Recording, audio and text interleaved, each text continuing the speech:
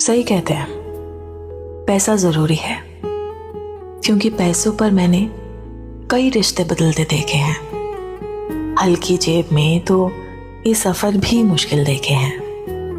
पैसों से ही तुम समझदार कहलाते हो, फैसले लेने के हकदार से बन जाते हो।